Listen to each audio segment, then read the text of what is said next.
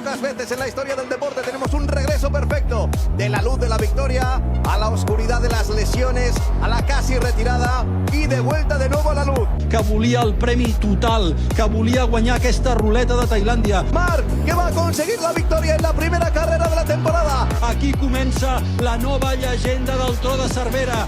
Que se va a poner de nuevo líder. Oh, victòria del Tro de Cervera! Victòria del Tro de Cervera! Ha fet el que ha volgut, ho ha fet quan ha volgut, ho ha fet com ha volgut, ho ha fet sempre, sempre, sempre ho ha decidit ell, sempre. Dijo todo el rojo, y ha salido rojo, ha salido rojo. Marc Márquez consigue la victoria. Sí, ho heu escoltat bé, ha sortit vermell, senyors i senyors. 1931, dia després, Marc Márquez Alentà torna a liderar un mundial a la categoria reina. El Tro de Cervera, 93 grans premis després, número 1 de MotoGP. Benvinguts a tots i a totes una setmana més a l'última volta on tot es decideix. Us saludem des de les instal·lacions d'UAB Media. Avui s'acompanyen amb nosaltres Bosco Vilaplana. Bon dia a tothom, molt content d'estar aquí. Debuta a l'última volta Daniela Parera. És un plaer estar aquí amb tots vosaltres i comentarem a veure què ha succeït a Tailàndia i tant els fets de Fórmula 1 com Fórmula 2. També comptem amb Júlia Rua. Bon dia, un plaer ser-hi de nou. I per últim també tenim el nostre estimat company David Díaz. Encantat d'estar aquí, Jimmy, ja ho saps. Abans d'entrar en matèria, voldria tenir unes paraules respecte al que es va dir a l'últim programa del Descontrolats. Com hem començat el programa, amb les veus d'aquest país a MotoGP, no? De Pablo Juan Arena i el nostre estimat Damià Aguilar.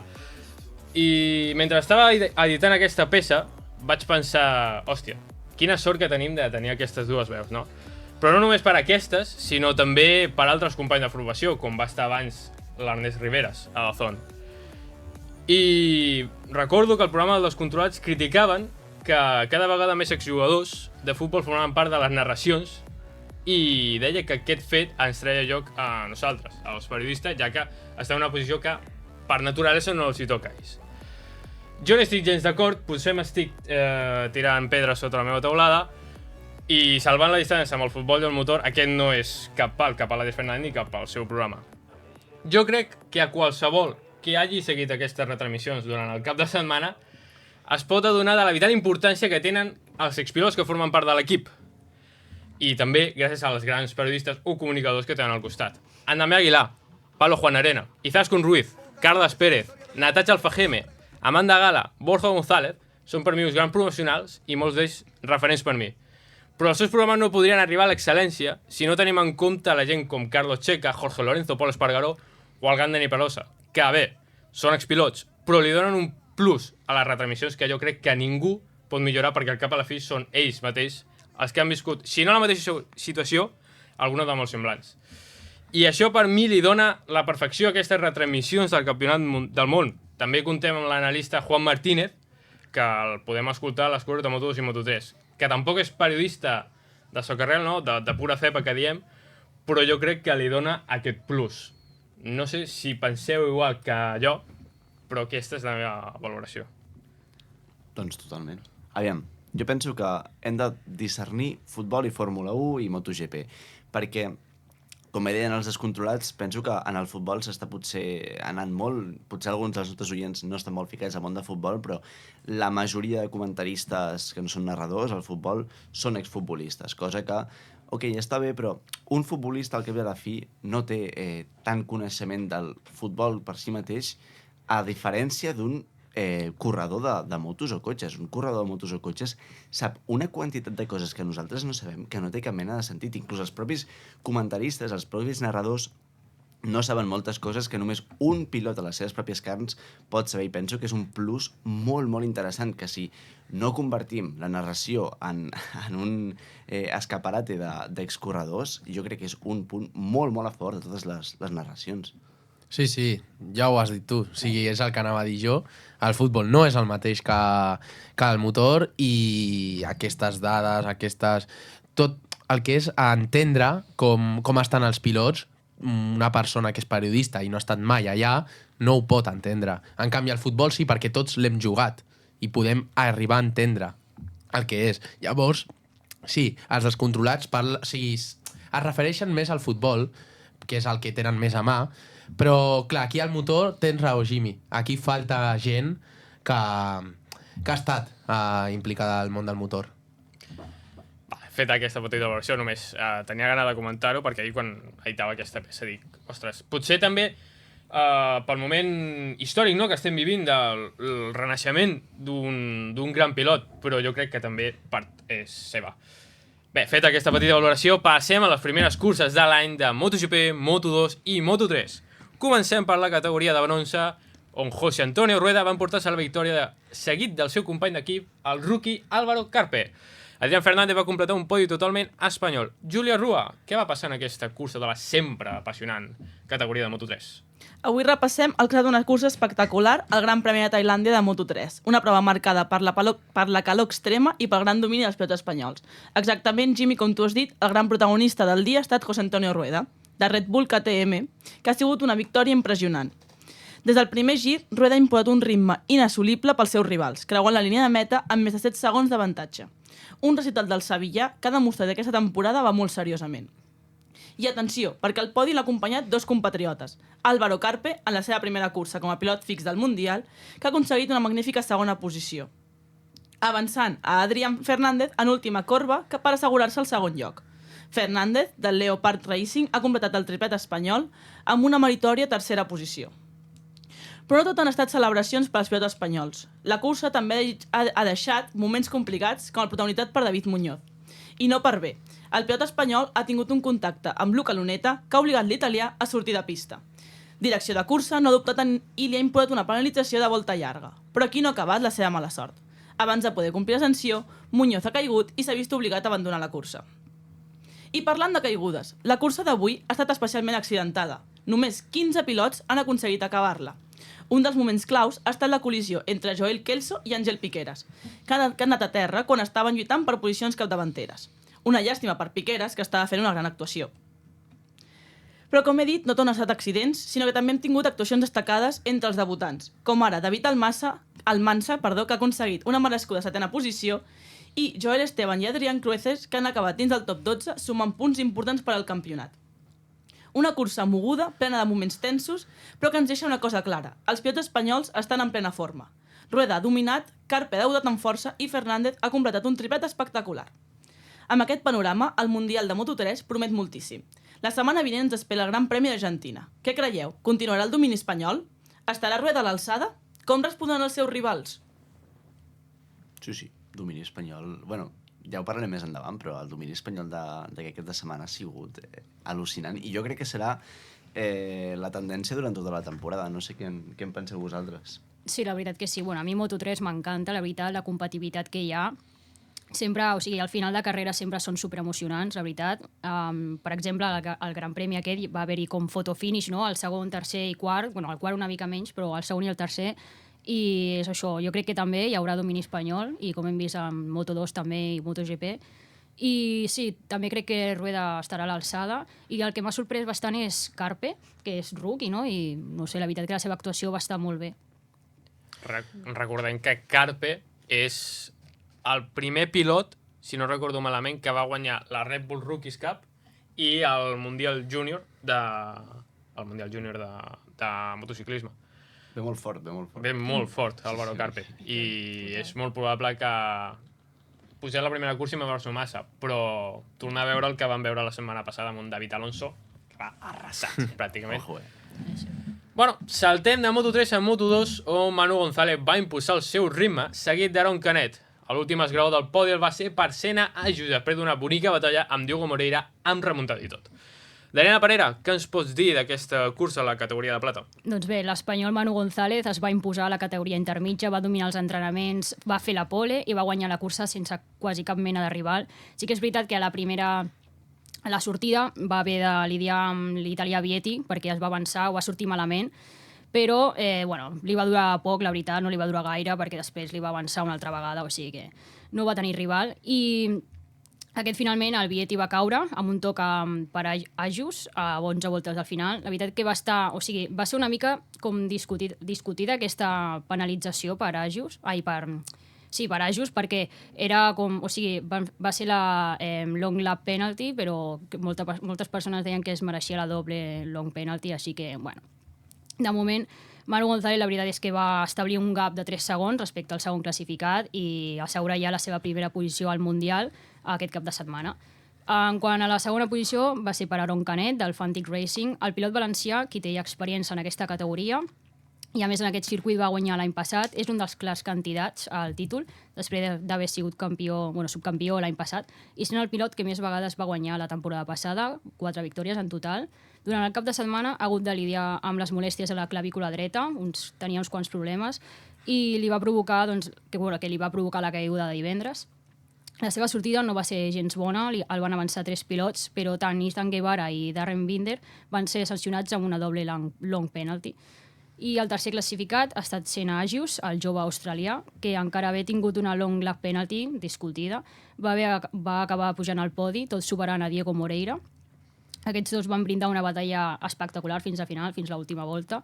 I en quant als rookies, dels dos dels quals estan a l'Espartim, un d'ells és Dani Olgado, va fer un cap de setmana molt sòlid, acabant en la 8a posició, i, en canvi, el campió del món de Moto3, David Alonso, el jove colombià, ha tingut un cap de setmana bastant complicat, va estar a 9 segons per darrere del seu company d'equip i sembla que encara no s'hagi adaptat a la categoria intermitja. No tant com a la part capdavantera, ja que al caure Vietti aquesta emoció va perdre, però la lluita pel podi entre Ajus i Moreira va ser molt bonica, i jo crec que seria el més destacat de Moto2. No sé què penseu vosaltres, companys. Sí, un altre cop dominant. O sigui, un altre corredor aquí que ha estat dominant i ha fet una cursa, o sigui, per la part davantera, una mica, per així dir-ho, avorrida, no? Per la part davantera. En canvi, aquí al podi vam tenir una gran competència, com també es va fer a MotoGP. Sí, exacte. Tots dos mostren que han començat amb molta força i que sense dubte ambdós seran un rival difícil de batre en el campionat i per tant que, doncs això. Total. Sí, i també m'agradaria destacar lo interessants que han sigut les curses de Moto3 i Moto2. Jo crec que a nivell d'espectacularitat i de motociclisme més interessants que la de MotoGP, que ara en parlarem, que evidentment doncs, ha estat interessant pels pilots que hi ha, però a nivell de motociclisme, quines curses hem tingut a Moto3 i Moto2? Ha sigut Moto2 i Moto3 ha donat més espectacle, per així dir-ho, en tema d'avançaments i tot això que, una persona que de normal no li agrada les motos probablement hagi disfrutat molt més a Moto2 i a Moto3 que no amb la de MotoGP. Saltem per això, ara arribem a la categoria reina de les dues rodes, on un sol cognom s'ha imposat durant tot el cap de setmana. Els Márquez han sigut els líders indiscutibles, amb Morinam liderant totes les sessions, a excepció de la pràctica lliure del matí, que va ser per Franco Morbidelli. Tant Marc Márquez com Àlex Márquez semblen no tenir rival, amb l'excepció de Pecco Bagnaia. Estimat Bosco Vilaplana, què ens pots dir d'un gran cap de setmana? Doncs res, només puc dir el nom, Marc Márquez. L'au Fènix ha ressorgit de les seves cendres. Bé, començava la temporada del 2025 a MotoGP, per fi, molt, molt esperada. I bé, la graella de sortida per l'esprit del dissabte l'encapçalaven els dos germans Márquez i per darrere estava Pecco Bagnaia, que ocupava la tercera posició. El seguia a la quarta posició Jack Miller i la revelació de la primera sprint de l'any, el japonès i campió de Moto2 l'any passat, Ai Ogura, que ja us avanço per mi l'MVP de l'esprint. En parlarem més endavant. La sortida va ser, tranquil·la. Marc va sortir, com ens acostuma a sortir, molt bé. Per darrere, Pecco Bagnaia va sortir bastant millor que Àlex Márquez, el va avançar a la recta, però el jove pilot de Cervera finalment el va aconseguir arrabassar i d'aquí ja no es van moure. Van començar a agafar aquesta distància i ja d'aquí no vam veure gaire més diferència. A la sortida qui va tindre problemes va ser Bezzecchi, que va patinar, va fer una sortida terrible, li va patinar la de roda del darrere, si no m'equivoco, i gairebé es menja Joan Mir. Va perdre moltíssimes posicions, una pena, ja que Bezzecchi vam veure com després a la cursa rodava perfectament per ser quart o cinquè. Jack Miller també va tindre problemes, va caure a la volta 6 i ja no va poder tornar al circuit, i mentrestant, doncs, bueno, el Márquez, Àlex Márquez i Bagnaia cada cop tenien més distància, un segon i mig van arribar a tindre entre tots. No hi havia lluita pel podi, era bastant clar. No sabíem si Bagnaia s'estava reservant, no? Perquè pensàvem, bueno, en teoria hauria de ser una mica superior Bagnaia a Àlex Márquez, pensàvem que estaria guardant, però ja veurem com al final no tenia gaire més guardat. Qui sí que intentava tirar cap endavant era Ayogura, que s'apropava a Bagnaia, tot i que no va ser suficient, va acabar amb una gran quarta posició, que per ser la primera sprint, el teu debut, és una passada. I perdoneu pel que diré, però crec que augura ser un gran pilot de la MotoGP. No, perquè realment, no sé si pensareu com jo, penso que és un debut molt, molt bo amb una moto que no és la més dominant, i se li han vist coses d'un pilot que ens donarà moltíssim, Ja cap al final de la cursa, Di Gianantonio va haver d'abandonar la cursa i no sabíem molt bé per què, no? Semblava que tenia problemes físics, recordem que va tindre problemes físics, però el que passava, i vam saber més endavant, és que la seva moto l'estava abrasant, és a dir, la moto es va sobrecalentar massa i el pilot no va poder aguantar, a falta de 2 voltes, vull dir, la calor devia ser extrema. La cursa va acabar així, sense cap mena de lluita per davant, amb un Márquez guanyador, que es posava líder del Mundial, com ens recordava el Jimmy, segon Àlex Márquez i tercer Pecco Bagnaia, seguit per Ayogura, i amb un 5è Morbidelli. Passem ja al diumenge, que pràcticament va ser un calt de sprint a la sortida. Àlex se'n va anar llarg, va perdre la posició, però ràpidament la va guanyar. Márquez va seguir primer, el Marc Márquez, i un Pecco Bagnaia que va tornar a caure a la tercera posició. Pedro Acosta, que anava novè, va caure, i per sort va tornar a pujar a la moto, però evidentment va quedar penúltim, no va poder fer gran cosa. Doncs tornàvem a tindre la mateixa situació. El grup davanter dels germans Márquez i Pecco Bagnaia es separaven, molta distància entre ells, i quan tot semblava que estava bé, que Márquez dominaria la cursa, més de 12 segons davant del seu germà, de cop i volta tothom se'ns para el cor. Marc Márquez fa un estrany, mira enrere, desaccelera i deixa passar el seu germà. Jo crec que aquí jo no vaig ser l'únic que li va donar un ai. Total. Si només fos un ai.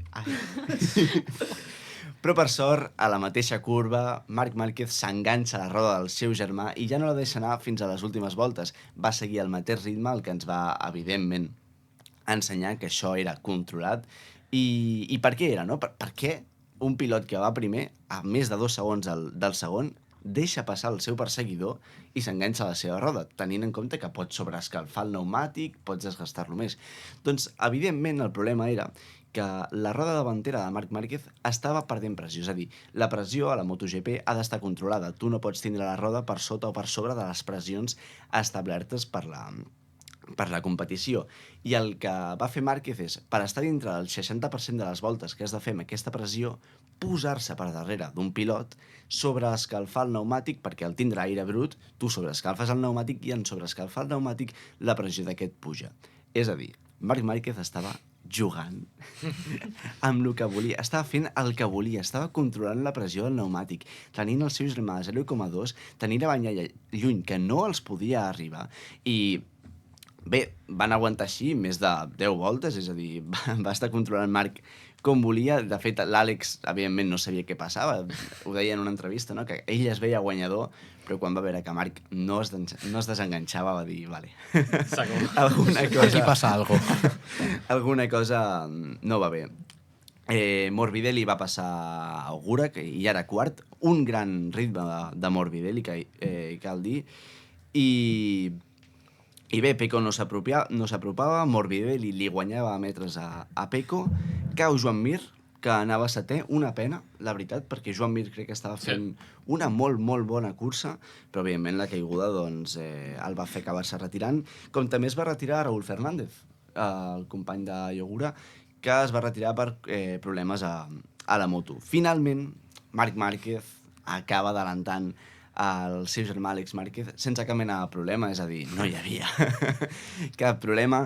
Qui no ho va saber aprofitar va ser Bagnaia, que pensàvem, no?, que amb aquesta lluita podria apropar-se, potser peligraria, no?, a la segona posició de l'Àlex, però res més lluny de la realitat. Àlex Márquez va aguantar la segona posició i doncs la carrera va quedar així, amb un Marc Márquez que es corona com a primer guanyador d'aquest cap de setmana, guanyador de l'esprint, guanyador de la cursa, primer al Mundial, segon el seu germà, Àlex Márquez, i tercer, Pecco Bagnaia. Ja us dic, ressorgir d'una llegenda, jo crec que primera de moltes, primer cap de setmana perfecte de molts, li pesi qui li pesi. D'aquí algú davant ja en parlarem, no passa res, no? Cares molt llargues. I ja us dic, també vull destacar, i ho comentàvem abans amb la Júlia, de les 9 posicions de podi de Moto3, Moto2 i MotoGP, 7 han estat per a pilots espanyols. I amb això tanquem el resum. Jimmy, què ens has de dir? Va ser una cursa... Bueno, ho hem escoltat abans, amb la introducció d'aquest programa. Marc Márquez va fer el que volia, quan volia, on volia, i va fer el que li va rotar. Va tenir el control suficient de la cursa. Potser es va fer, no diré disfrutar, perquè ha sigut més petit que gaudir de la cursa. Sí.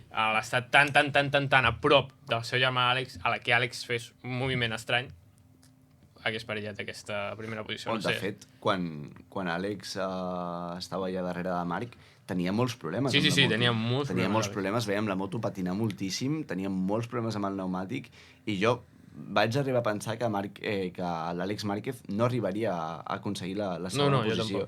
Jo veia Pecco arribant, i Pecco no ho va saber aprofitar, que és una cosa que em sorprèn d'un pilot com ell. Clar, sí, a mi això, bueno, ja sabeu que a mi Marc no és el meu pilot preferit, anem a dir, però clar, això em comença ja a recordar a la Fórmula 1, que és que m'agrada més, a la temporada 2023, quan Verstappen va fer un 20 de 22, crec, o una cosa així, i jo crec que serà així aquesta temporada. I bueno, per vosaltres doncs, podeu gaudir tot el que vulgueu, però per mi no és res d'espectacle i em perdrà l'emoció, perquè per veure com Àlex Márquez es baralla amb el Bagnaia, a veure qui queda segon o tercer, doncs bueno... És que al final, el de Verstappen, evidentment Verstappen és un pilot demencial, però és que la moto de Marc Márquez no és cap barbaritat per sobre de les altres Ducati. Vull dir, la qüestió és que tenim un pilot a sobre de la pista que és un extraterrestre, que no té cap mena de sentit i que és molt superior als altres. Llavors, ja no és que la moto sigui una animalada, és que és la Ducati de l'any passat. Vull dir, el de Marc és un altre nivell, no té sentit. I ara que ho deia, ser la Ducati l'any passat, l'Àlex ara mateix té la mateixa, quasi ben bé la mateixa, perquè hi ha aspectes aerodinàmics, que tal, no sé què. El motor és el mateix, i s'ha vist que Àlex Márquez hi havia molta gent que criticava, no? Està aquí perquè és germà de Marc Márquez. Sí, doncs. En aquesta cursa, perquè encara no sabia que era un bon pilot, en aquesta cursa s'ha demostrat que quan Àlex ha tingut el material que necessita, amb el que pot treure, clarament no és més bo que el seu germà, però és que ara mateix no hi ha ningú que sigui més bo que Marc Márquez al Mundial. La meva modesta opinió. El David tindrà una altra. A veure, o sigui, no heu parlat encara de Jorge Martín, però és veritat que té una Aprilia, però quan es recuperi veurem, perquè Jorge Martí ha sigut campió del món, o sigui, és molt bo. Però jo crec que l'Aprilia, jo crec que és inferior, en el moment d'ara, respecte a quan va signar Jorge Martín, està molt millor l'Aprilia de la que molts es creiem. Mira, ho parlàvem l'altre dia, de que no veiem l'Aprilia forta. La quarta posició de l'Aprilia, la quinta a la cursa d'Ogura, es demostra que l'Aprilia està espectacular. Total. Que al final Ogura amb una Aprilia està en 5ª posició, sent el seu debut, i ha donat tot això que esperàvem realment del que era Aprilia amb Jorge Martín, i ho ha donat un pilot que és un rookie que acaba de començar. Per tant, Jorge Martín hem d'esperar. Hem d'esperar perquè... Quan es recuperi veurem. Però jo igualment no penso que Jorge Martín sigui per qualitat pura i dura millor que Marc Márquez. Millor que l'Àlex? Penso que sí. però no el veig per sobre el S'ha de David. veure, s'ha de Això és- veure. Perquè exacte. quan arriba, en teoria, més o menys. Tres o Argentina, tres, no és oficial, però des de April han Més dit o que menys. Argentina No, ja. segurament se la perdi, o sigui, entrarà en Austin, Austin, més sí. territori Márquez impossible. Te puedo dir. Bueno, però allà és un bon lloc per donar un golpe a la mesa, no? No, això sí. No, així hi ha més emoció, perquè si no, si està tota l'estona dominant Márquez, a mi Exacte, m'encanta Márquez, però clar, també vull una mica de competència, no? Si no, no té Això- gràcia. S'acaba fent avorrit com era Exacte. Fórmula 1 i Max Verstappen. Exacte. Al final era tota l'estona Sí. Max Verstappen i Sí. dius, home, busques Sí. que hi hagi una mica també de... Fins Verstappen deia que era avorrit. O sigui, li agradava guanyar, però guanyar a altres, no? O sigui, és que s'havia de guanyar ell mateix i ja era un punt que ja era No, però avorrit. Fins i tot Pecco jo crec que també estarà... O sigui, Sí. jo crec que aquesta carrera ha sigut només com un batxe, així, no? Però jo crec que sí. Pecco també serà un rival, Sí, és que sens Pecco, dubte. aquesta cursa no l'he vist. No. O sigui, Pecco, mira que ha tingut la capacitat de... Mira que ha tingut això, Márquez per darrere de l'Àlex, vull Sí, dir, sí. ha tingut les oportunitats per estar allà sota i no ho ha estat. Llavors, jo espero que sigui doncs, això, un entrebanc, perquè també em ve molt de gust que hi hagi una lluita interessant, no?, entre les dues Ducati oficials. No sé. Ja veurem. Primera cursa, és que és la primera cursa, ens queda un Exacte. vol mundial per davant. Sí, bueno, jo crec que el Damià la setmana passada ens ho explicava, no? Al Mundial tenim ara Argentina i Texas, que és territori molt favorable a Marc Márquez. Quan arribem a Jerez podrem veure quin és l'estat real. Martín ja haurà passat, ja tindrà una mica més de rodatge amb la Sí. Aprilia en cursa, i jo crec que a partir de Jerez podem treure les nostres conclusions, però jo crec que és innegable que el Troll ha tornat. El Troll Cervera ha tornat amb tots nosaltres. Feta aquesta repassada a l'actualitat a les dues rodes, canviem la nostra taula de col·laboradors. Hem d'acomiadar a David Díaz i a Júlia Rua. Un plaer tenir-vos aquesta setmana i fins la setmana vinent. Un plaer, com sempre. Efectivament, un plaer. Obrim secció de Fórmula 1 i ho fem repassant els tests de Fórmula 2 que en va tenir lloc a la setmana passada al circuit de Barcelona-Catalunya. Bosco, fes-nos un petit resum del que va ser els tests de Fórmula 2. Bueno, doncs a Fórmula 2 hem tingut... bueno, et dic, els dies 24 i 26 de febrer. El primer dia més ràpid va ser el d'Arvid Lindbart, de Campo Racing. I és que amb els noms soc un drama, tio. Soc un drama de Campo Racing. Amb molt bons temps, després de completar fins a 35 voltes. Fins a 35 voltes. Al matí, Víctor Martins, de Racing Prix, va ser el més ràpid, amb un temps de 1:25.76. I l'endemà els temps van millorar encara més amb Gabriel Emini, de Prema Racing, que va ser el més ràpid durant el matí amb un temps de 1:23.66, completant un total de 23 voltes, i crec que podem donar la benvinguda als nostres nous tertulians. Sí, tenim amb nosaltres, hem renovat la taula de convidats. Primer de tot saludem als nostres habituals. Tenim amb nosaltres a Òscar Arjonilla Hola, molt bones. i també tenim a José García. Molt bones. I amb tots nosaltres una veu que segurament reconeixereu. És la que s'encarrega de portar-nos a les nostres llars la Fórmula 2, la Fórmula 3 i la F1 Academy, entre altres categories. Des de la plataforma de Zon tenim amb tots nosaltres a Cristian Mestres. Bon dia, Cristian, com estem? Què tal, com esteu? Molt bé. Molt bé. Què estem? Crec que molt contents, no?, tots de tenir-te aquí. Sí, és un plaer. Ui, total. encantat de venir. I un orgull que, hòstia, que hem de començar i... Aquí no somos nadie, però jo encantat de ser. Cap problema. Bueno, doncs que continuem amb repassant la Sí, la o Fórmula si 2. vol, el mateix Òscar. Vale, on el t'havies tenim per quedat? aquí. Estàvem comentant els testos de Fórmula 2. Sí, ja, però... Ah, sí, estàvem... mira, anàvem pel tercer dia. Tercer dia... Sí, quan amb Gabriel Emini, amb el Vale. Prima Racing, amb el seu U23.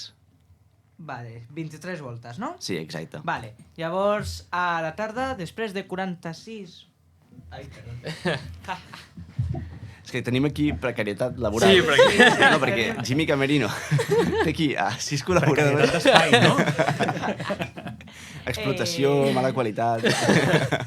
A veure, això, a la tarda, després de 46 voltes, Oliver Goethe de MP Motorsport va ser el més ràpid amb un temps d'1:24.372. L'últim dia els temps no van millorar. Víctor Martins va tornar a liderar el matí amb un temps d'1.24 amb 673. I a la tarda, Sami Megetunif, de Trident, va ser el primer de la taula amb un 1.24.363, després de 45 voltes. Vaja, que per tant podríem dir que globalment el més ràpid va ser Gabriel Emini i que per tant Premac Racing guanyarà el Mundial. No, esclar que això no, evidentment, que no es pot saber. Però els testos són força preliminars i tot i això voldria recordar jo alguns detalls. A veure, Martins va ser l'únic que va liderar 2 de les 6 proves, cosa que suggereix una bona preparació de cara a la temporada. També que és la primera temporada de Lindblad, però tot i això va aconseguir un dels millors temps dels tests sobre el seu monoplaça de Campos Racing. Tant Martins com Mini es van trobar constantment en les primeres posicions, cosa que ens pot mostrar una certa rivalitat per l'any que ve. I tot i el bon rendiment de Mini, Prema va tenir algunes dificultats per dominar els tests. Per altra banda, Campos Racing va demostrar un bon ritme amb el debutant Lindblad. Podrà l'equip espanyol situar-se entre els primers? No hi va haver cap lideratge absolut de cap equip, per tant es preveu una temporadeta força ajustada. I tot i que Pepe Martí no va liderar cap de les sessions, va demostrar un ritme sòlid. Va declarar la seva satisfacció amb el rendiment de Campos i la confiança que sent cap a la nova temporada. Martí va destacar que sentia molt bé amb el cotxe tant en tandes llargues com curtes. Bueno, jo aprofitaria que tenim aquí probablement la persona que més sap de Fórmula 2 a Espanya. Tu com has vist aquesta pretemporada, Cristian?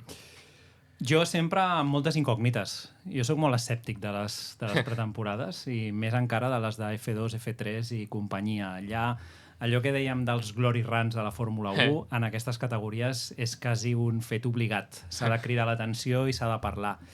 Què hem vist? Jo em quedo amb algun detall. Primer, que l'àrbit Lindblad és un pilot instintiu, que és un pilot ràpid d'allò que el treus de la caixa, posa-li, és ràpid. Té un problema de constància, ja ho hem vist tant a la Fórmula 4 com a la Fórmula 3, i per mi és la gran incògnita de cara a aquesta temporada, si serà capaç de mantenir la regularitat, que és l'única eina que et pot permetre guanyar un Mundial, o no li diguis Mundial, un campionat a la Fórmula 2. La segona, m'ha tranquil·litzat veure el Pepe tan satisfet, perquè aquest any es juga molt. Sí. Moltíssim. Es juga molt perquè és l'any a tot o res, és un any on hi haurà un forat a Racing Bulls, perquè Yuki Tsunoda té pràcticament els dies comptats, i aquest lloc a la Fórmula 1 l'any 26 pot ser per un pilot jove de l'acadèmia Red Bull. I després es juga molt perquè té el nen estimat de Red Bull al costat. I jo tinc una mica el mal al cor de que a Helmut Marko s'hi ha de triarà clarament Arvid Lindblad. I això és una de les coses que ell ha d'intentar trencar aquesta temporada. Més quan l'any passat ja va ser bastant complicat per ell amb Isaac Hatcher al costat. Més enllà d'això, que Prema sembla que ha recuperat el ritme i que tindrem una classe mitjana, jo crec, molt igualada. Per tant, guanyar aquest any el campionat serà molt més difícil que l'any passat. Sí. Jo, tornant a lo de Pepe Martí, penso que és un any, com deies, de tot o res, i que és un talent extraordinari que jo és que penso que no arribarà a la Fórmula 1 per això, per la competència, i perquè no arribarà mai a tindre un seient, perquè jo crec que se'l mereix. Però crec que la constància aquest any li costarà. Perquè, mira, sí que és veritat que a la Fórmula 2 doncs, no cal guanyar la Fórmula 2 per passar a la Fórmula 1, simplement has de tindre la qualitat, que l'equip et vulgui, que Red Bull amb Racing Bulls digui hosti, vinga, va, anem a apostar per tu. Penso que hi ha pilots actualment a la Fórmula 1 que no van demostrar a la Fórmula 2 una qualitat excepcional, però crec que la Fórmula 2 d'aquest any ha estat tan competida i Racing Bulls té un ventall de tanta qualitat que no veig a Pepe Martí a curt termini passant a la Fórmula 1. No sé si tu penses igual, no sé si els nostres companys pensen igual. No sé què parlin ells també, però jo tinc una teoria respecte a això, després us ho explico. Va. Bueno, a veure, clar, es tracta una mica del nivell que demostri durant la temporada. Si mostra un bon nivell, jo crec que podria ser que el fitxessin. Clar, està això que deies tu abans de l'Imblat, Sí. que clar, és com... És que jo el veig superior. Clar, Sí, haurem però de veure. quin Limblat veurem? El de Ja. Silverstone a l'F3 de l'any passat o el de les últimes 3 carreres que no va ser capaç de Tot ho puntuar? dirà la constància. És que és això. Tot ho dirà la constància. Penseu que l'Imblat és un pilot que ha arrasat a la Fórmula 4 mitja temporada i va perdre el títol italià perquè la segona mitja temporada va ser un desastre. Que la F3 l'any passat estava cridat a tot. Arriba, fa un míting a Silverstone espectacular com no s'ha vist a ningú en tota la temporada i no és capaç de puntuar en les 6 carreres següents. Clar, ostres, per guanyar títols no es pot fer això. No, jo crec que la maduresa porta a la constància.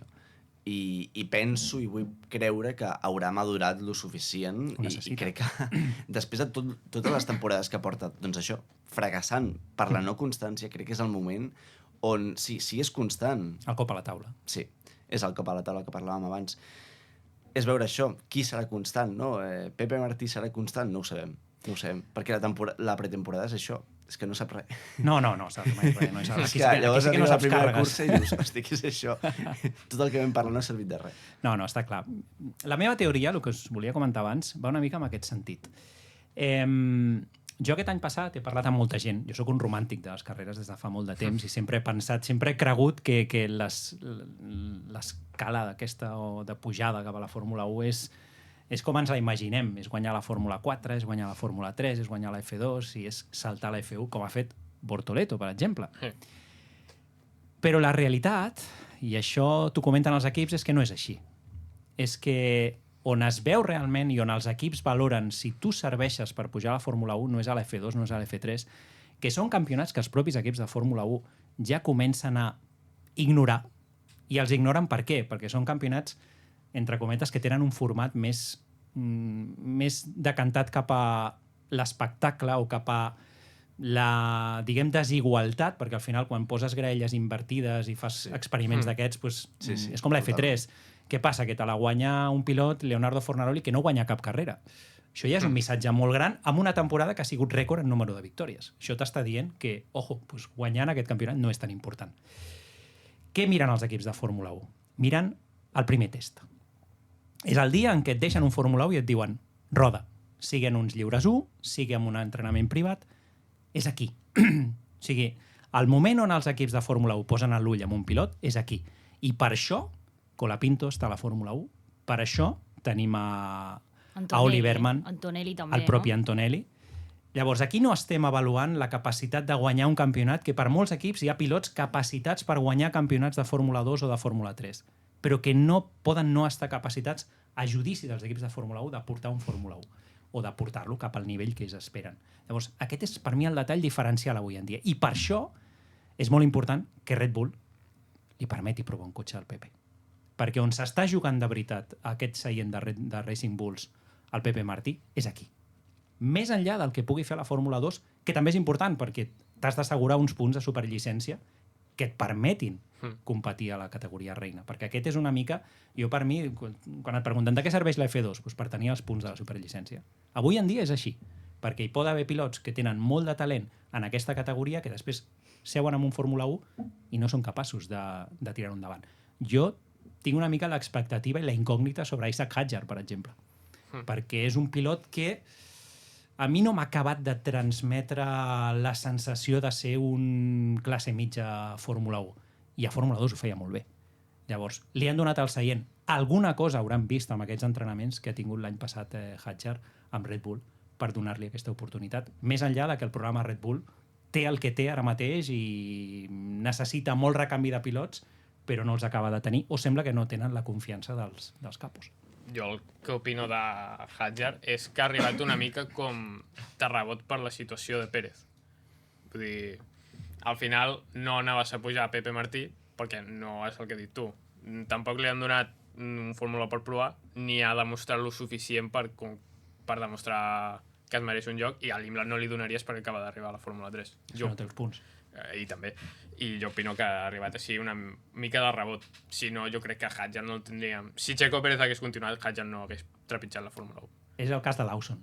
Lawson estaria amb un Red Bull a possibilitat de decidir d'un Checo Pérez o d'un equivalent a Checo Jo tinc els meus dubtes. I aquí és una altra de les qüestions que per mi té aquesta temporada de la Fórmula 1. Serà sostenible aquesta situació de Red Bull, d'un superpilot i un debutant? És una mica el cas Mercedes, però portat a una altra dimensió, perquè el cas Mercedes és tens a un Russell amb el seu millor moment de la carrera jugant-s'ho tot, i al costat un pilot superdebutant, un pilot que a més el seu propi entorn no volia que estigués en aquest seient, el volien en un altre equip per poder madurar, per poder aprendre, que tindrà molta pressió, però que al mateix temps doncs és el fill, podem dir... Sí. És el fill esportiu del cap de l'equip. Llavors tornem a tenir una situació de McLaren 2007 a Mercedes. També com de sostenible serà això. Per mi són dos dels punts que per mi tenen més atracció d'aquesta temporada a la Fórmula 1 i també doncs, derivant-ho a les altres categories, perquè generaran, jo crec, molt de moviment a mig termini. Sí, fixa't que evidentment són situacions molt diferents, no? Red Bull té un pilot molt per sota, que és Checo Pérez, però no és un rookie. No. És un pilot que està més que madurat i que al meu criteri... Està més que madurat, Està més que madurat, No, però és que...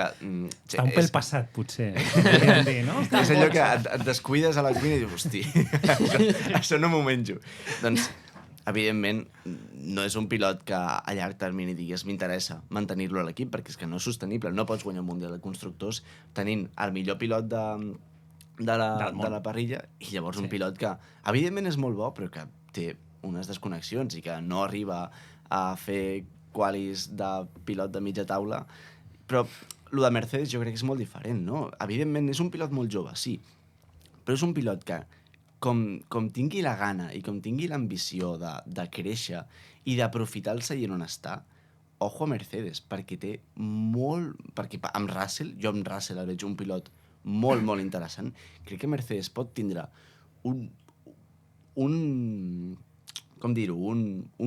conglomerat de pilots molt guanyador.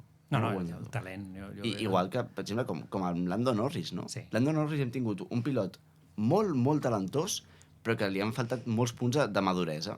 És a dir, Lando Norris, si encara no ha sigut el pilot que pot arribar a ser, és perquè doncs, li ha faltat madurar, li ha faltat aquest punt d'experiència, de saber gestionar les situacions. Doncs, si Mercedes ajuda els seus pilots, jo crec que pot arribar a ser Mercedes un gran competidor en el Mundial de Constructors amb Red Bull. Per això que Red Bull podríem dir que corre amb un pilot i mig.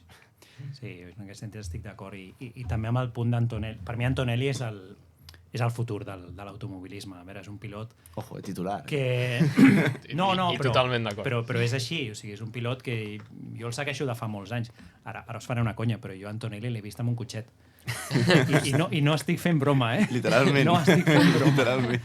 No, perquè el seu pare té un equip de carreres i jo a l'època em tocava cobrir una de les categories que corria, que era l'Alfa Cup, on corria Luis Villamil, Antonio Chacón, dos pilots espanyols, i vaig anar allà a fer un reportatge i vaig veure Antonelli de petit. El papa Antonelli, vaig estar amb papa Antonelli, que és una persona extraordinària, és un home de carreres d'aquells que ja no queden, i el que ha vingut després ha estat un supertalent del karting. Coi, que és un pilot que aquest any ha estat el primer any que no ha guanyat un campionat. I està a la Fórmula 2. Ja. Senyores i senyors, és que això no és normal. O sigui, allò que dèiem abans, de que l'important és el primer test i tot això, sí, vale, ok. Però és que aquest pilot, a més, també té un talent, té una gana, té algo extraordinari, i ho ha demostrat a totes les categories per on ha passat, a la Freca, a la Fórmula 4. És a dir, tu ja veus que és un pilot que et pot donar un punt diferencial.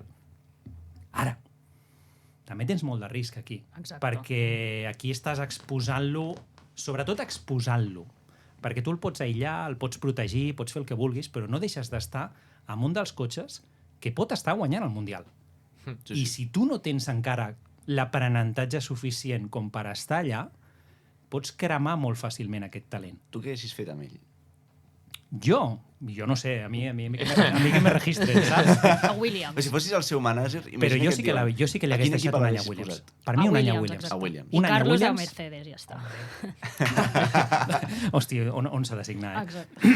Però jo crec que li hagués anat molt millor un any a Williams. Sí, oi? De fet, jo us dic que he tingut relació amb part del seu entorn i era el que tothom desitjava. Bueno, que no el volien a Mercedes. Clar. Per què? Pues, també per allò de dir, alto, tens 18 anys acabats de fer.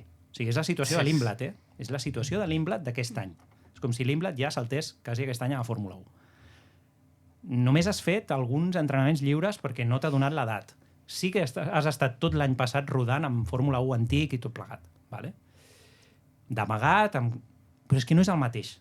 Ni els pneumàtics són els mateixos, ni el rendiment de downforce és el mateix. No és el mateix cotxe. Tu passes directament a jugar-t'ho tot després de 3 dies de pretemporada on has rodat la meitat i ja passes a un primer gran premi que, a més és a Austràlia.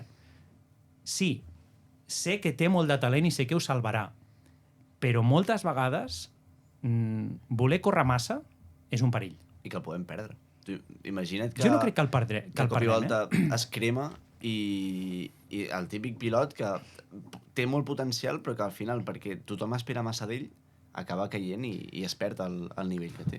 És que en el passat ja hem vist alguns casos. No d'aquest nivell, no tan extraordinaris, però paciència.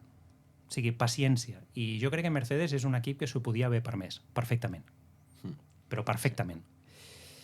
I un any d'aprenentatge a Williams, un any d'aprenentatge a la categoria, un any d'equivocar-se a Williams, perquè no oblidem que una equivocació d'Antonelli tindrà 10 vegades més repercussió a Mercedes que no pas a Williams. Sí. I ja ho vam veure l'any passat als lliures a la parabòlica de Monza. És que un pilot de Mercedes no es pot permetre una sortida de pista a una Q3...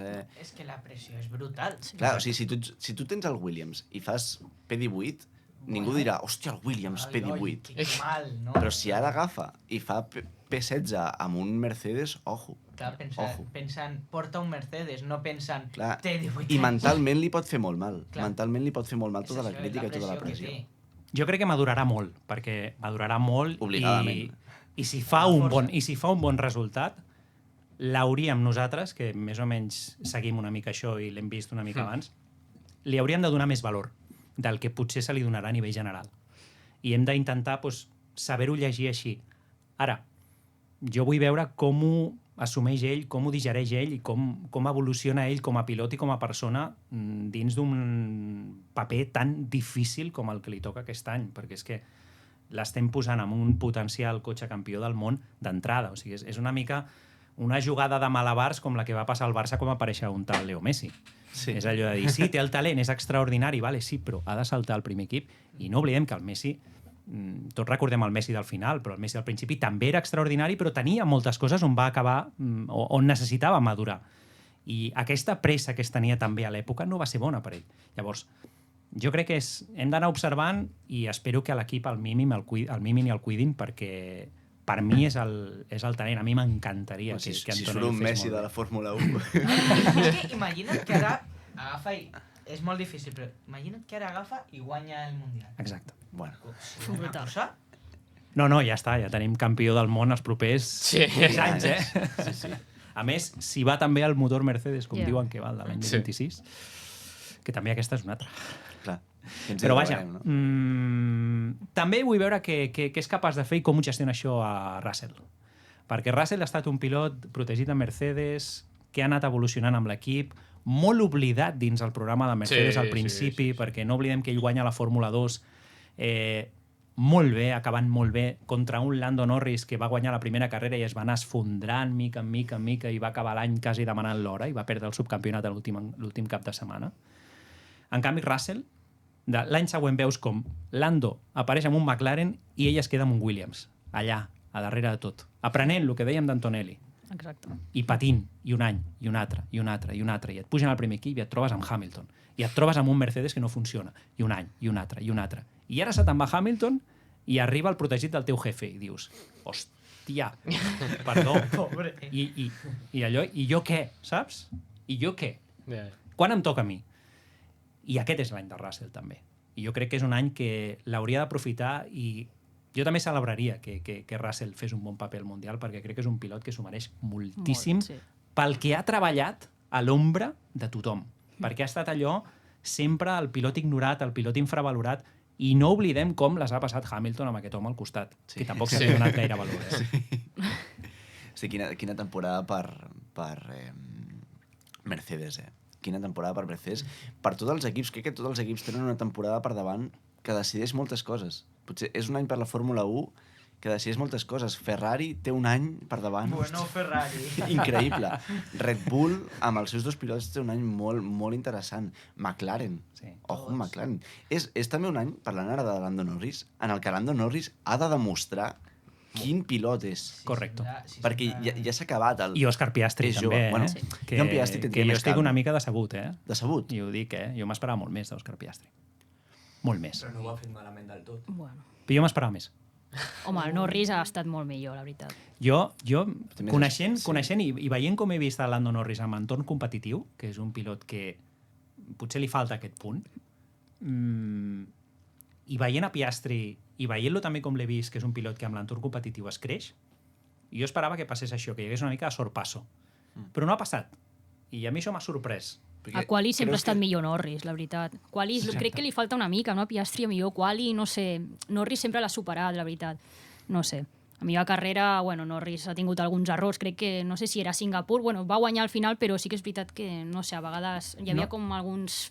No ha deixat aquell allò de dir, Sí. ostres... De fet, és una de les coses que es comentava i dius, ostres, McLaren sembla que té el millor cotxe, l'avantatge és que potser no té la parella de pilots més sòlida, pel bé del Mundial. Sí. Sí, perquè si no... Exacte. Sí, Acla sí. i tot. És que si no, Ja. tu posa un Verstappen o a un... Jo què sé, a un... Quina diries? Fernando Alonso. Que és la millor parella. La millor parella? Uf, difícil. Bueno, jo crec que Ferrari. Ferrari. Sí, estic d'acord. Sí, jo crec que Ferrari. Estic d'acord pendent de... Exacte. Sí. Veurem Que Hamilton. Pendent de com, inclús de com ho gestionen ells mateixos. Home, Perquè poden fer d'una molt bona parella una molt mala parella. Perquè si els fan rodar sense problemes, amb direccions d'equip normals, poden ser una molt bona parella. Ara, si tornen a fer el que porten fent uns anys, Home, si Ferrari fa de Ferrari pot ser divertit. passar-nos-ho bé ens ho passarem bé segur, això segur. Ara, també, no sé, jo és que és un equip que és una incògnita. Jo veient a Bassera allà veig el biaix pro Hamilton total. Sí. Que sembla que només el veig jo sol. Aquí algú més a la taula crec que també, però, Sí. Sí, però jo llegeixo i sento a la premsa i tal i dic, ostres, estic sorprès. Diguem, tothom dona Hamilton com molt amortitzat ja, i a mi em fa la sensació de que ha fet una pretemporada amb molta discreció, sense aixecar més la veu, i que molta gent pot patir aquest any. No, jo crec que no, No sé. No sé. No. Jo crec que Leclerc sí. Sí. No sé, no veig a Hamilton. No sé. Tinc la sensació que no, però a millor sí ens sorprèn, però... No Aquesta sé. és una altra. Quin Leclerc veurem aquest any? Exacte. Quin No, i a Leclerc? veure, també, és que és com el protegit, no? Leclerc de Ferrari sempre, i clar, no sé, a millor les ordres d'equip i tot això amb Carlos era molt diferent, perquè sempre han donat prioritat per mi a Leclerc. Òbviament. Sí, no? A un 7 vegades campió del món. Sí. No a Carlos De fet, Sainz, clar. això a l'anterior programa ho vam Sí, parlar sí, i sí. ho vam Clar. parlar de que què farà la Ferrari, no? Tens a Hamilton, que és Hamilton, vull dir... És que tens una història. Tens Tens una història. una Si franquícia Hamilton de guanya el Fórmula 1. Mundial, No, ja està. Ja, Vull dir, brutal. si guanya Hamilton el Mundial... tots a compraccions. Vestit Ferrari. de Itàlia Ferrari. rebenta. Vull dir, És que vestit de Ferrari. Espectacular. I per l'altre cantó té Ferrari, doncs, el seu pilot. És el pilot pel qual l'han destripat a Carlos Sainz. Però Qui és un farà pilot, Ferrari? però jo Leclerc... a veure, jo aquí tinc uns quants anys menys que vosaltres. Jo a pilots de cor de Ferrari n'he viscut uns quants. I a mi em fa la sensació de que Leclerc és molt estimat pel pinyol de Ferrari, però l'afició no se'l sent tant. No. O sigui, jo he vist molta celebració. Aquí tu pot dir l'Òscar. Jo sóc afició de Ferrari i Leclerc, no. Mira, a mi és un pilot que a mi m'ha semblat sempre extraordinari. L'any Sí, que va fer a Fórmula 2, però- a més, coneixent la història de son pare, que va perdre son pare aquella temporada, tota I a la Jules, l'apatrinatge de Jules, dius, ostres, quina història, que guai. Però... No, guai.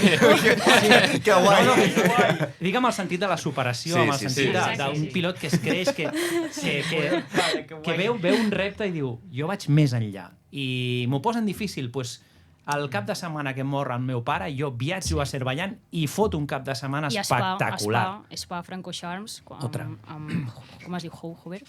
No, com és? Antoni Exacte. Antoine Hubert, sí, el A francès. mi també, sí.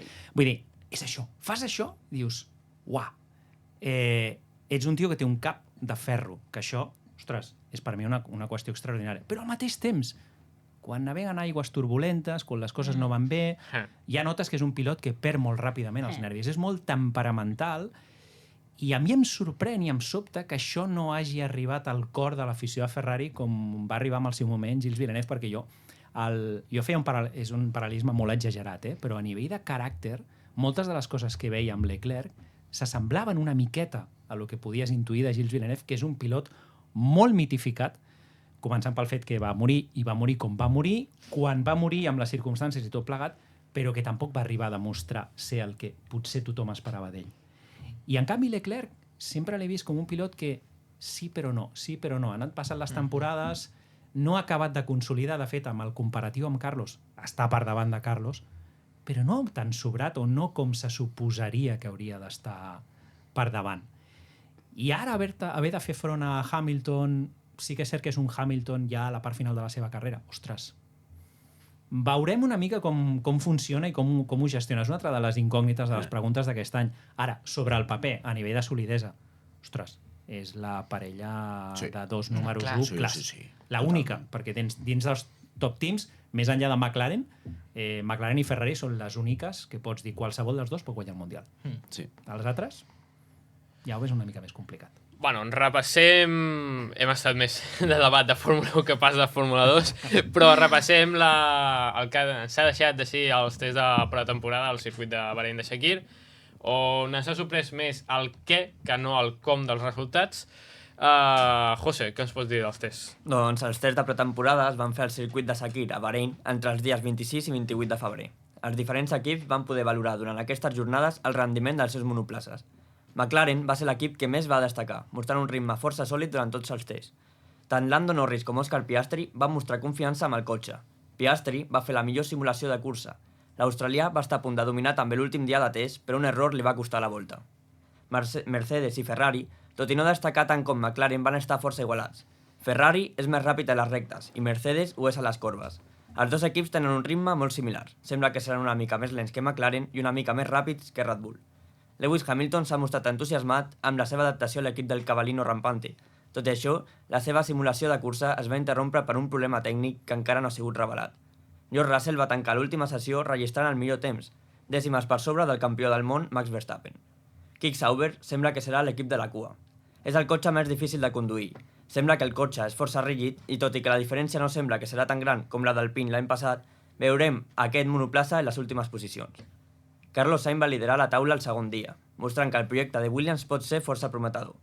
És un dels cotxes que més ha millorat respecte a l'any passat. És un cotxe ràpid que podria liderar la mitja taula i sembla que el seu rival directe serà Alpine. Tots dos han aconseguit allunyar-se de la resta de rivals de la zona que podrem dir baixa. Els Aston Martin pateixen molt. Alonso va haver de substituir a Lance Stroll per problemes de salut l'últim dia. El cotxe de l'equip anglès va mostrar força problemes de subviratge i va obligar l'asturià a fer correccions constants. Hauran de millorar durant aquest inici de temporada. Veurem si gràcies a Newey, que arriba avui, l'equip millora. Segons Alonso, els Aston estan més o menys al mateix punt que Abu Dhabi l'any passat. Haas es va concentrar en les tandes llargues. L'equip nord-americà està patint problemes amb la carrosseria. Oliver Mann va veure com part del seu cotxe sortia en volant. Sembla que l'equip està intentant estalviar pes al cotxe. Tot i que Max Verstappen va destacar a finals del test, Red Bull es troba en dificultats. Verstappen va provar diverses configuracions de l'aero davanter i traser per intentar adaptar el cotxe a diferents condicions. Red Bull va estar fent proves fins a l'últim moment i sembla que van aconseguir prémer la tecla cap al final, però en una temporada tan ajustada com sembla que tindrem, Red Bull no serà gens dominant, o això sembla. Vam veure 3 estranyes banderes vermelles durant aquest test. Vidres trencats sobre la pista, un autobús ficant-se dins del circuit i un tall de llum en plena sessió. Per la resta van ser un test normals. Bueno, i va ploure a Bahrain, al mig del desert, cosa que és una mica estranya. Normalitat. Visit Bahrain. I això és el que ens ha deixat uns tests de pretemporada Supernormals. supernormals, Sí. podríem dir. Com a titular, tests normals. Bueno, què en preveieu d'aquesta temporada de la Fórmula 1? Doncs això, Bueno, el que estàvem dient, incertesa. no? Una És que és incertesa. Al final, no saps què et trobaràs, perquè ara tindrem una igualtat molt, molt interessant, amb molts pilots molt, molt interessants, de no saps què faran els equips amb ells, no saps com reaccionaran ells. Jo tinc unes ganes de que arribi ja el diumenge de la cursa, Estarà guapo. Brutals. Jo no sé vosaltres, Òscar... Molarà. No, i és que això, bueno, ja ho deia abans, que em vaig perdre la cursa d'Austràlia l'any passat. igual. Mal fet. Aquest any no se'l Mal perd. fet. No me la perdo. No, perquè, a veure, No. és la primera i a veure què passa. És que pot passar gairebé qualsevol cosa. Pot inclús guanyar Fernando Alonso. Sí, claro. Bueno, Seria molt graciós. Haurien d'haver-hi molts DNFs. Aigua beneïda i alguna cosa. No, que pinta. ha rebentat algun fren o algo. Clar, també, no n'hem parlat, no? Però Aston Martin es parlava molt, no? De que hi havia un plan... Sí, No, el es plan, parla molt. la missió... Fa molts anys que hi ha plans, missions, es parla molt però històries. poc es fa. O sigui, No. És complicat, És complicat. Hi ha més il·lusió que cotxe. Sí? Sí? Ostres, no ho sé, jo jo estic decebuda ja, la veritat. jo no diria decebut. Jo crec que hi ha massa fe. Quan es parla tant de fe, malament. Sí. Malament. I això és una cosa que dius, no, és que estan fent gran, tenen una factoria molt... Tenen tota la raó, estan fitxant molt i molt bé, s'han gastat molts diners. Ara, els diners no ho són tot. No. Ja. No ho són tot. Si després mires la telemetria i no hi ha res. Ni tan sols a la Fórmula 1. Imagina, que és l'esport on més importa, segurament. Sí. I... No sé, recordo el cas Toyota. Hòstia, És bastant recent. I Sí. Toyota es va gastar molts diners.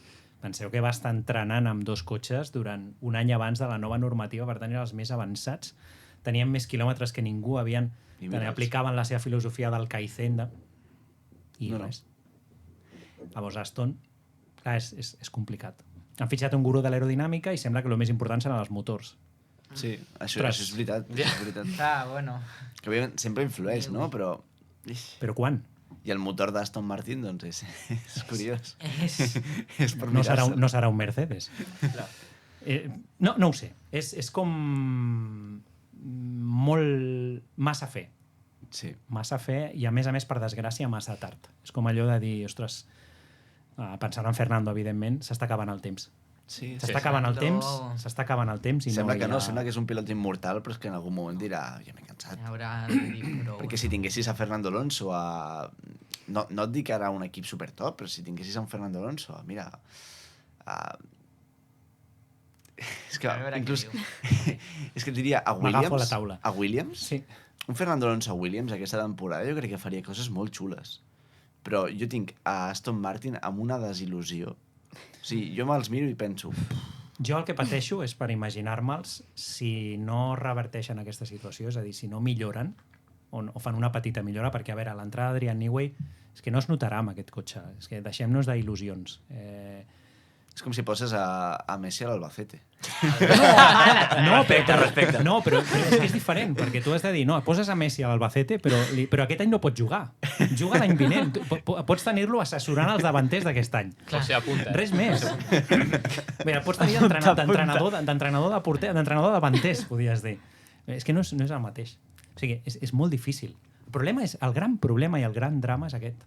És que fins i tot tinc la sensació que Adrian Newey tindrà molt poc temps per treballar amb el cotxe de l'any vinent.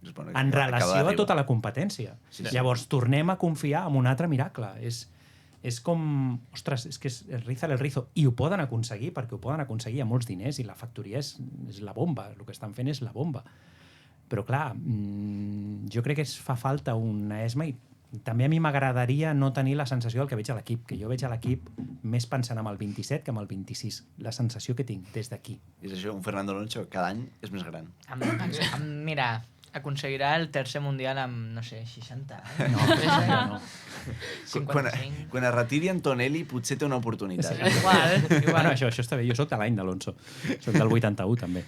I veus, és això, ja t'ho veus amb una perspectiva i dius, ostres, sí, pots estar molt fort, pots estar molt alt, però... Uah, la joventut apreta molt fort. Sí, és que veus els Ja pilots són que venen 20 de anys, sota. És que 20 mira els pilots que anys venen de del sota. Mundial d'Alonso. Sí. Evidentment, Alonso és molt bo i ha sigut molt bo, És que però... ha sigut extraordinari, ha sigut i continua sent per mi un pilot increïble pel que és capaç de fer i és una veritable llàstima que estigui patint el que està patint ara mateix. I el que ha patit tota la carrera. Perquè jo crec que ha sigut un pilot per tindre una quantitat de mundials demencial i que ha tingut molt mala sort amb els equips, ha escollit molt malament sempre. Veus? Això és mala sort. Pues escollir malament. Sí, és més bé escollir malament. Són moltes perspectives, però jo potser crec que la Fórmula 1 és un esport molt coral, no molt individual. I aquest potser un dels punts que potser hauria d'haver mirat d'una altra manera. I jo segueixo pensant que, per exemple, els mundials que va fer amb Renault van ser extraordinaris. I qualsevol pilot de la graella en aquell cotxe no hagués guanyat el mundial. Això és una cosa que te la dic ja mateix. Te l'afirmo ja mateix. Però tu has de tenir una solució de continuïtat. I te'n vas a un McLaren on tens una situació com la que es trobarà Russell aquest any. Tens el fill de l'amo, el preferit, a més un anglès, allà. Sí. Uf, això ho has de saber veure. Sí. I jo crec que en aquells moments ja hi havia eines per poder-ho veure. I això creus que és més errada del propi pilot, de l'Alonso, o del seu equip d'assessorament, és que no ho sé. És que aquí és una cosa que no la sabem. De fet, jo esperava amb ganes aquella famosa autobiografia del Fernando Alonso que es deia que sortiria fa uns anys i jo esperava resoldre part d'aquestes incògnites perquè, ostres, sabem del cert que va tenir una oferta de Red Bull i que la va rebutjar. Sabem del cert que va tenir opcions d'anar a alguns equips que després no van sortir. Ostres, per què? Són aquests grans perquès que ens queden allò de dir quan fem el recompte invers de mundials, que moltes vegades és el que fem amb Alonso, i a mi em sap molt de greu, perquè sí que és un pilot que potencial per haver guanyat 5, de sobres, i més, i podia haver sigut el número 1, però clar, ens trobem que qui té 7 mundials és un tal Lewis Hamilton, i que Lewis Hamilton aquest any se'n va a Ferrari. I potser... Quin Ferrari es troba Lewis Hamilton? No, és que fem una mica el paral·lelisme. Quin Ferrari es va trobar Fernando Alonso quan va arribar a Ferrari? I quin Ferrari es troba Lewis Hamilton aquest any? Sí. Això què és? Sort? No, és saber escollir. Saber escollir. No, hi ha un punt de sort, hi ha un punt d'elecció del moment i també hi ha un punt de potser saber esperar, no sé.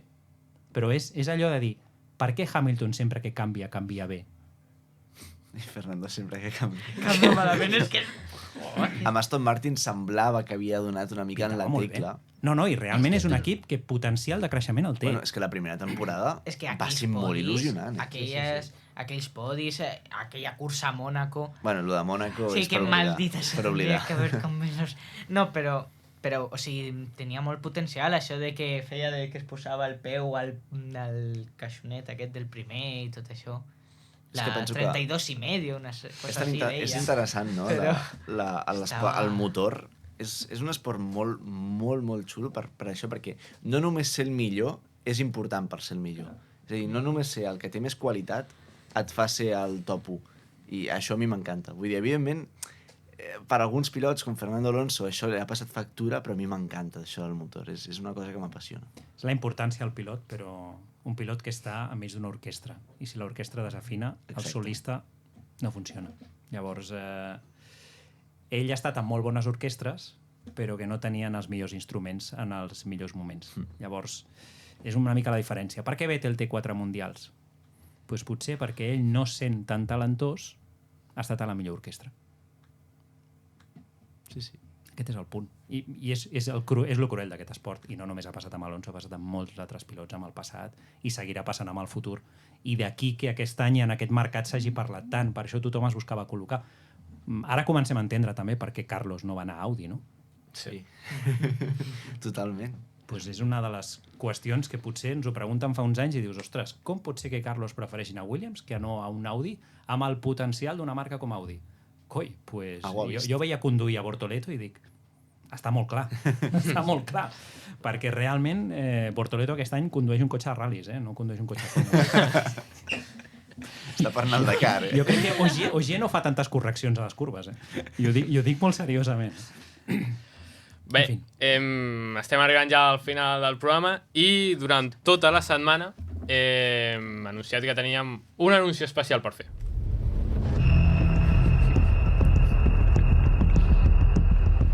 L'anunci especial que teníem per fer és que la nostra companya Daniela Parera i qui us parla, de la mà de la pàgina web F1 en estado puro, estarem a la final de la Fórmula Winter Series que tindrà lloc al circuit de Catalunya, Barcelona-Montmeló, on es decideix el Mundial. El brasileny Gabriel Gómez té molt ben lligat el títol i podria ser campió en la primera cursa del cap de setmana. El protegit de Red Bull, Fionn McLaughlin, i l'algerià Leo Robinson tractaran d'impedir-ho. A la categoria també tenim un espanyol, mig britànic, Edu Robinson. Per tant, l'encant d'aquesta competició recau també en unes quantes participants que tenim que participen a la F1 Academy aquesta temporada, a falta de saber queden uns quants llocs per omplir. Daniela, tens gana de que arribi ja el dijous per poder anar al circuit? Sí, la veritat que moltes ganes. En primer lloc, m'agradaria donar-te les gràcies per l'acreditació, per gestionar-ho tot i bé, la veritat és que és com un somni, no?, poder anar al circuit acreditat a premsa, perquè jo des de 2021 que segueixo el motor i poder complir aquest somni, la veritat és que és increïble. I bé, sí, la veritat, moltes ganes per veure com es resol tot, ja que és la final, no?, Sí. I, sí, això. I l'Òscar també s'ha de fer un apunt abans de tancar el programa. Sí, és... res, abans d'acabar el programa us volíem anunciar que ja som internacionals. Efectivament, el nostre programa ja s'escolta fora de les nostres fronteres. Tenim constància que tenim un espectador, ni més ni menys, com a mínim, ni més ni menys que d'Itàlia. Potser s'ha equivocat i ha posat l'última volta perquè hi ha una altra. No, estic segur que l'ha buscat i l'ha escoltat i li ha agradat. Així que, com a tifosi empedernit que sóc, li vull enviar una salutació des d'aquí. A veure, s'escoltarà bé així? Ojo. A veure. Ciao amico mio, ci auguriamo che il nostro spettacolo ti piaccia e continui a guardarlo. Grazie. No ens tornarà a escoltar mai més. S'acabó. Probablement que no. S'ha acabat. No tenim temps per més, gràcies a tots els nostres col·laboradors, gràcies a tu, Cristian Mestres, per estar aquí una estona amb nosaltres, espero que ho hagis gaudit, igual que nosaltres. Està molt guai. I, bueno, Òscar, t'anava a preguntar pels horaris, però aquesta setmana ni tenim F1 ni tenim MotoGP. No hi ha res. Per tant, tristament, ballem la bandera de quadres i posem fi a l'última volta. Ens veiem dilluns vinent. Fins llavors, salut i gas.